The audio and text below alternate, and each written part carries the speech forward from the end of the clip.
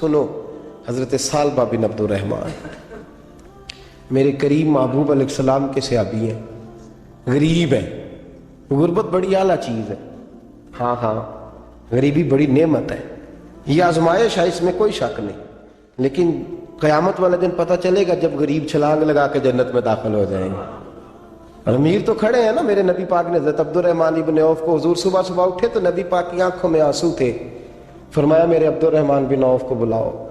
حضرت عبد الرحمن بن عوف آئے تو حضور نے سینے سے لگا لیا، نبی پاک کھول کے روئے، یا رسول اللہ حضور کیا ہوا؟ فرمایا عبد الرحمن رات میں نے خواب دیکھی ہے، سارے جنت میں چلے گئے، تو پیچھے رہ گیا، تو پیچھے رہ گیا، میں کھڑا تیرا انتظار کرتا رہا، میں تیرے بغیر جا نہیں سکتا تھا، پھر تو آیا ہے تو تیرا سارا وجود پسینے سے بھیگا ہوا تھا۔ حضرت عبد الرحمن ابن عوف تڑپ کے روئے، قدموں پہ سر رہا، حضور میری غلطی۔ فرمایا یار تیرے پاس مال بڑا ہے، تجھے حساب دیتے دیتے لیٹ ہو گئی، تیرے بیگ کھل گئے، تجھے حساب دینا پڑ گیا، تو لیٹ ہو گیا، میں پریشان ہو گیا۔ حضرت عبد الرحمن ابن عوف نے 100 گھوڑا مال اوپر رکھ کے حضرت عبد الرحمن نے حضور کی بارگاہ میں پیش کیا، کہا یا رسول اللہ یہ۔ اور پتہ ہے ایک دن کیا ہوا؟ ایک دن سرکار کے وصال ظاہری کے بعد حضرت عبد الرحمن ابن عوف نبی پاک کے گھر کے دروازے کے باہر آ کے بیٹھ گئے اور یوں سر کو پکڑا ہوا ہے، رو رہے ہیں۔ حضرت ام سلمہ حضور کی زوجہ باہر آئیں، کہا بیٹا عبد الرحمن کیا ہوا؟ جب پوچھا کیا ہوا تو اور کھول کے روئے، کہا کیوں روتا ہے؟ کہا اماں جی جب تک میرے محبوب حیات ظاہری میں تھے مجھے بتاتے تھے یہ مال نہ کما، یہ کم، میں حضور سے بات کرتا تھا تو حضور روک دیتے تھے، اب مجھے ظاہراً بتانے والا کوئی نہیں، مال کے ڈھیر لگ گئے ہیں، آج حساب کرنے بیٹھا ہوں تو حساب نہیں ہو رہا، سوچتا ہوں اگر میں پھنس گیا تو مجھے کون اس سے بچائے گا؟ آپ محبوب کی زوجہ ہے، میری ماں ہے، میں آپ کے پاس آیا ہوں، اماں جی مجھے بتائیں میں کیا کروں؟ تو حضرت ام سلمہ بھی رو پڑی، کہنے لگے محبوب تھے، میں کہاں ان کی ترجمانی کر سکتی، میں نبی پاک کی ترجمانی کیسے کروں؟ کہا اماں جی خدا واسطے مجھے کوئی حکم دے دیں، مجھے لگتا ہے عبد الرحمن برباد ہو جائے گا، ہلاک ہو جائے گا، خدا را مجھے کچھ بتا دیں، اتنا سارا مال ہے میں کہاں اس کا حساب دوں گا، مہربانی فرمائیں، یہ تجارتیں میرے گلے پڑ رہی ہیں۔ حضرت ام سلمہ کی جب منت کی تو فرمانے لگی جا بیٹے آدھا خیرات کر دے۔ کتنا؟ 2.5% نہیں، کتنے فیصد ہے؟ 50%، 50%۔ حضرت عبد الرحمن ابن عوف گئے اور 50% خیرات کر کے کہنے لگے اماں میں نے 50% دے دیے، میں بچ جاؤں گا نا، میں بچ جاؤں گا، میں دے آیا ہوں آدھا۔ تو حضرت ام سلمہ فرمانے لگی میں نبی پاک کی بارگاہ میں سفارش کروں گی تیری، اور نبی پاک اللہ کی بارگاہ میں سفارش کریں صلی اللہ علیہ وسلم۔ حضرت سالبہ بن عبد الرحمن، حضور دعا کر دیں، غریبی ہے، میرے نبی پاک نے فرمایا تو جس حال میں ہے بہتر ہے،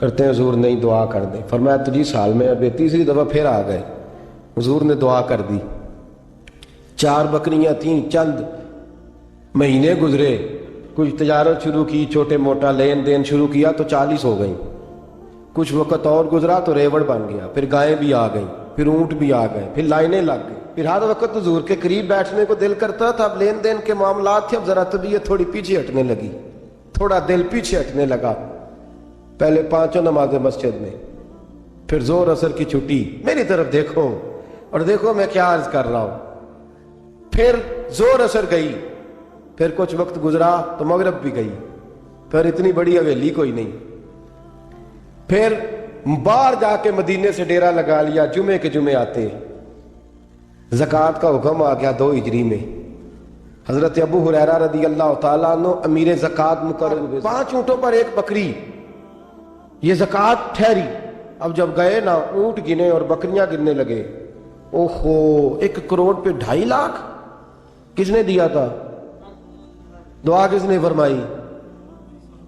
اوہو اتنا، میرے پیسے بینک سے میسج آ جائے گا اتنے کم ہو گئے، اوہو بڑی مصیبت بنے گی، مجھے تو خوشی ہوتی ہے جب آتے ہیں تو اب یہ والا میسج بھی چلے گا کہ اتنے مائنس ہو گئے، توبہ توبہ، پریشانی لگ گئی، بڑی طبیعت، انکار نہیں کیا، کہنے لگے حضور سے جا کے عرض کرنا میں خود آؤں گا، اور جہاں محبوبیت ہو وہاں اتنے لفظ بھی بے ادبی ہیں، وہاں ٹھہر جاؤ، سوچتا ہوں، سمجھتا ہوں، غور کرتا ہوں، یہ جملے بھی وہاں توہین ہوتے ہیں۔ محبوب ہو اور وہاں انسان سوچ سمجھ کی بات کرے، وہاں انسان، بابا بلے شاہ صاحب نے کہا عقل آخ دی چگے نو سام کے رکھ، عشق آخ دے بال کے سیکنا چاہیے، کہا جا کے کہنا میں آؤں گا۔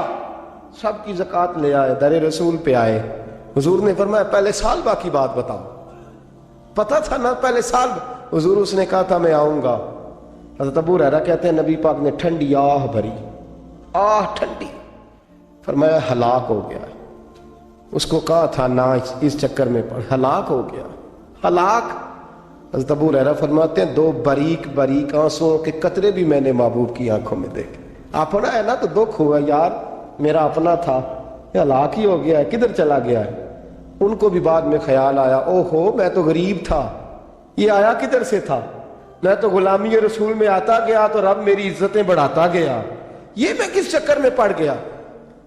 آئے لائنیں بکریوں کی لائے، حاضر کی، حضور وہ میں نے کہا تھا حضرت ابو ہریرہ سے میں خود آؤں گا، حضور میں خود لایا ہوں۔ فرمایا محبوب نے مجھے تو نہ بتا، میں تو سمجھتا ہوں، میں نے کہا تھا تو میں آ گیا ہوں۔ فرمایا چل اٹھا، دوڑ جا، لے جا۔ حضرت ابو ہریرہ فرماتے انکار محبوب نے سالبہ کو کیا، لیکن آنسو ابو بکر صدیق کے بھی نکل گئے۔ فرماتے درد عثمان غنی کو بھی ہونے لگا، تڑپ مولا علی بھی گئے۔ فرمایا جا لے جا، نہیں چاہیے تیرے پیسے۔ فرماتے ہیں سالبہ نے ہاتھ باندھے، کہا محبوبہ غلطی ہو گئی، حضور مجھے، فرمایا تجھے کہا نہ تیرے نہیں چاہیے، نکل جا۔ حضرت ابو ہریرہ فرماتے ہیں جب نبی پاک نے رخ پھیرا تو صحابہ کی زبانوں پہ بھی جاری ہو گیا یہ تو ہلاک ہو گیا۔ کہتے ہیں مدینے میں قحط پڑ گیا، محبوب نے فرمایا بلال تو بھی آج لا، ایک خشک چھوارا حضرت بلال کا قبول ہو گیا۔ لیکن سال بعد لائنیں لگی ہیں مال کی، فرمایا جا لے جا، تیرا قبول نہیں ہے۔ فرماتے ہیں تڑپتے رہے ساری زندگی اور مال کو دیکھ دیکھ کے آہیں بھرتے رہے، لیکن کریم نے اس تجارت کو قبول۔ حضرت ابو بکر صدیق کے پاس آئے، سرکار کے وصال، حضور قبول فرما لیں۔ فرمایا ساری دنیا کا قبول ہے، جس کا میرے نبی نے قبول نہیں فرمایا میں کیسے قبول کر لوں؟ حضرت عمر فاروق کے پاس آئے، فرمایا نہ تیرا قبول نہیں۔ حضرت عثمان کے زمانے میں وصال ہو گیا۔ عزیز یاد رکھ، تجارت وہ والی کر جو تجھے نجات دے، اس چکر میں نہ پڑ جا جو تجھے الجھا دے، جو تجھے الجھا دے۔ قرآن مجید کی آیت آئی اقترب للناس حسابہم وہم فی غفلۃ معرضون، لوگوں کا حساب قریب آ گیا ہے اور وہ ابھی بھی غفلت میں پڑے ہیں، ابھی بھی 2 کے 4 اور 4 کے 10 کر رہے ہیں، حساب کا وقت قریب آ گیا۔ حضرت انس آئے مسجد سے، ایک صحابی مکان بنا رہے تھے، جھونپڑی تعمیر کر رہے تھے۔ حضرت انس کو پریشان دیکھا تو کہنے لگے انس خیر تو ہے، کوئی نئی آیت تو نہیں آئی؟ تو جناب انس کہنے لگے آیت تو آ گئی ہے، رب نے کہہ دیا کہ حساب قریب آ گیا، تیاری کر لو۔ جھونپڑی بنا رہے ہیں، محل نہیں، جھونپڑی بنا رہے تھے، ابھی دیوار کچی مکمل نہیں ہوئی تھی، ہاتھ جھاڑ دیے صحابی نے۔ ادھر رخ پھیرا تو حضرت انس کہنے لگے کہاں جا رہے ہو؟